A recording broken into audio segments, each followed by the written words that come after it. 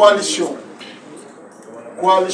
bi nga xam ni ñoom ñoo waroon dem élection présidentielle donc ku nekk individuellement li nga waroon wax collectivement dans Yewwi Askan Wi ci coalition ba nga nekk organisation ba nga nekk le combat que Yewwi a toujours mené yaa ngi ko doon mené foofu mais li wér mooy Sénégal ñëpp xam nañu ni si l'heure est grave danoo bëgg dégg Yewwi Askan Wi danoo bëgg gis Yewwi Askan Wi ndaxte kenn umpulewul ces 3 dernières années le combat de Yewwi Askan Wi pour la démocratie, le combat de Yewwi Askan Wi pour les libertés.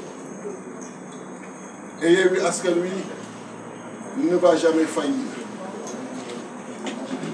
boo leen gisee li xew actuellement ba ñuy repousser élection li ko waral en premier Yewwi Askan Wi la parce que beaucoup de tentatives ont existé pour diviser ay leaders Yewwi Askan Wi. Beaucoup de tentatives ont existé pour ne pas avoir de candidat Yewwi Askan Wi. Beaucoup de tentatives ont existé pour ne pas voir quelqu'un venant de Pastef être candidat. Mais jaam ak pexeem Yàlla ak dogalam. Président Macky Sall, il a été surpris de voir que parmi les 20 candidats, il y a 6 candidats issus de Yewwi Askan Wi. 6. Déthié Fall, Diomaye, Habib Sy, Cheikh Tidiane Dièye, Mamadou Aliou Dia, Malick Gakou. Une surprise totale. Mais ce qu'il a ignoré, c'est que nous avons travaillé avec compétence, avec rigueur, avec efficacité.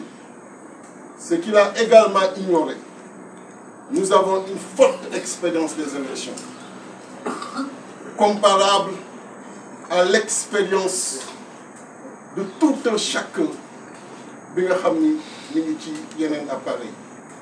C'est ça qui a fait que parmi ces 20, nous avons 6 issus de Yewwi Askan Wi. Et il sait pertinemment que s'il organise les élections, ce sera Yewwi Askan Wi ou Yewwi Askan Wi. Et il est persuadé qu'il n'était même plus évident que son candidat soit au deuxième tour. Et qu'il était même très probable que 2 candidats de Yewwi Askan Wi soient au deuxième tour. Et c'est ça, la vérité, qui a fait que d'un coup brutal, il a arrêté l'organisation des élections. Mais c'est peine perdue. C'est peine perdue parce qu'ils sont des millions de Sénégalais yi nga xam ni nooyiwuñu gëmuñu lu dul Yewwi Askan Wi. Parce que on a été là, toujours là, à leur côté. On a bravé le gaz lacrymogène. On s'est sacrifié, on a donné notre vie pour la nation.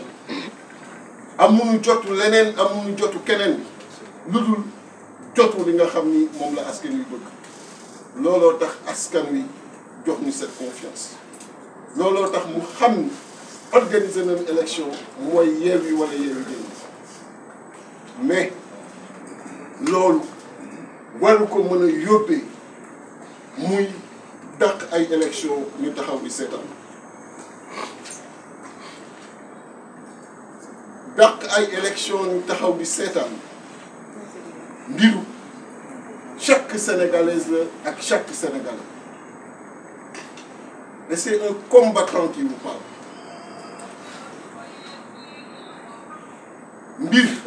bu la ñoree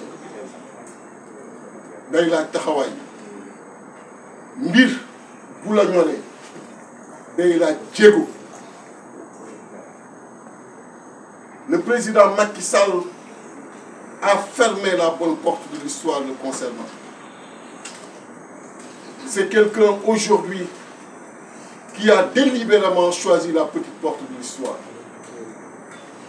Alors que malgré la mu jotoon def ku nekk naqarlu ko nit ñi gëmm ci à la fin ni ko organiser l'élection nga dem mu mënoon organiser élection yooyu dem mais mu plonger le Sénégal dans un chaos indescriptible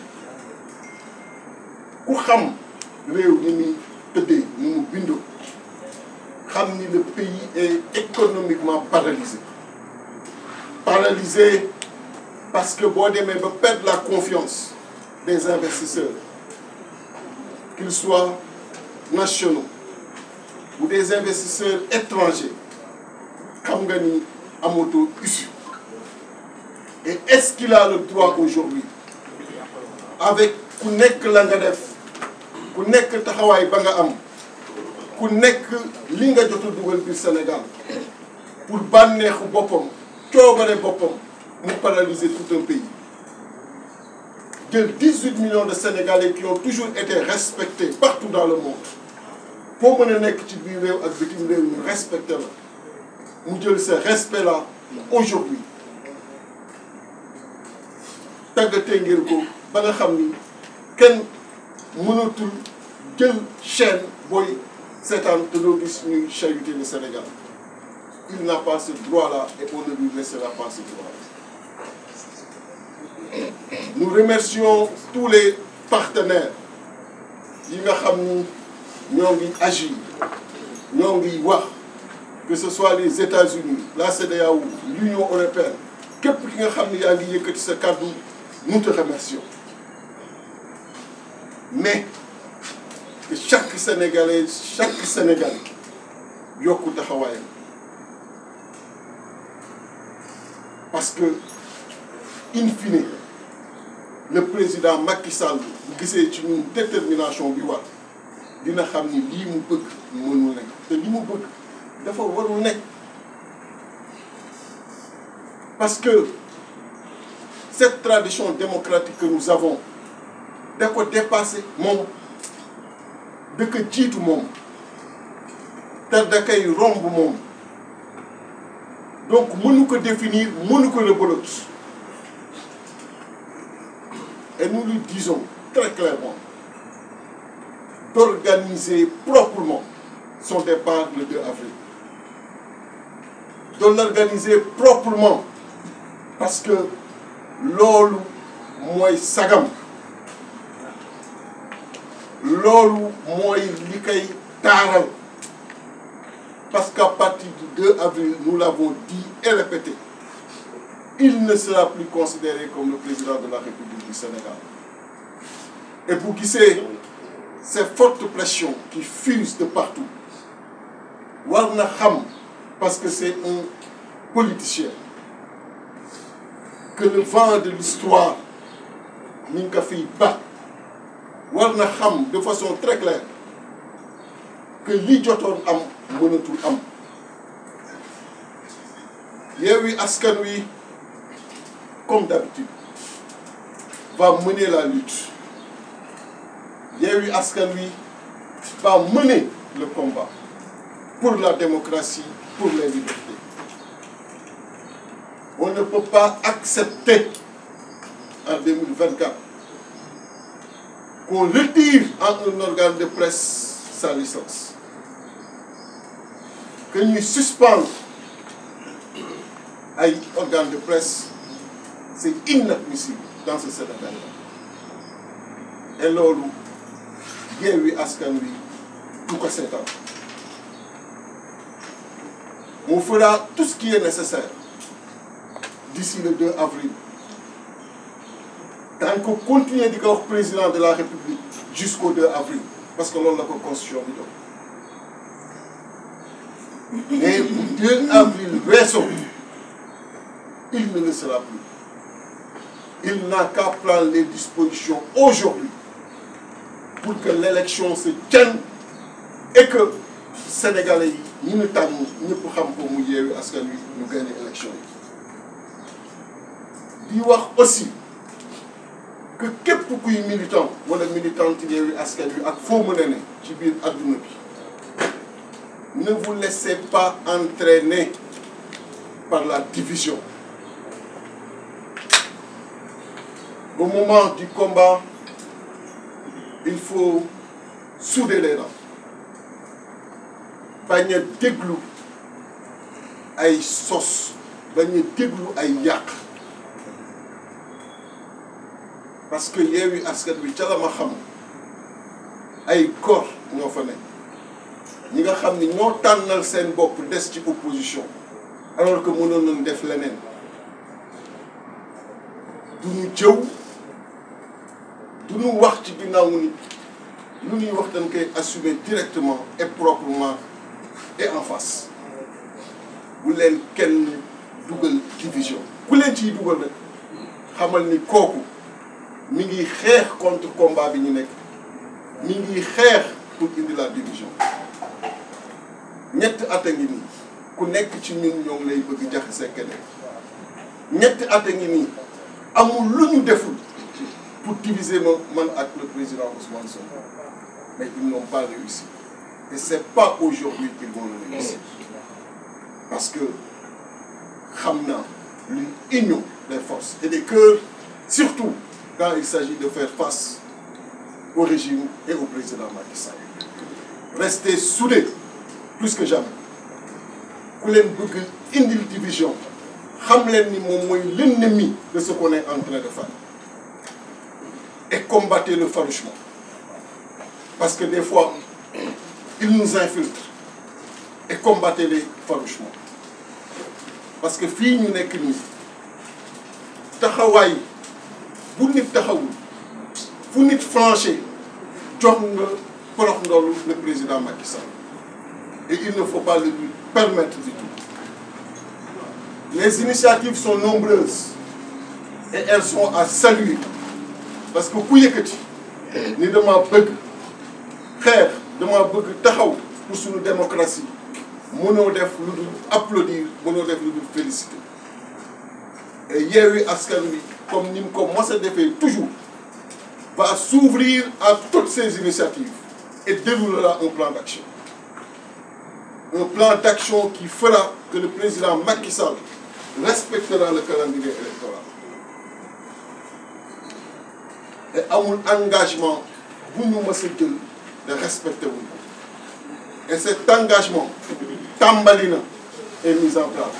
La présidente Aïda, quand elle prendra la parole, reviendra sur ça. Mais pour vous dire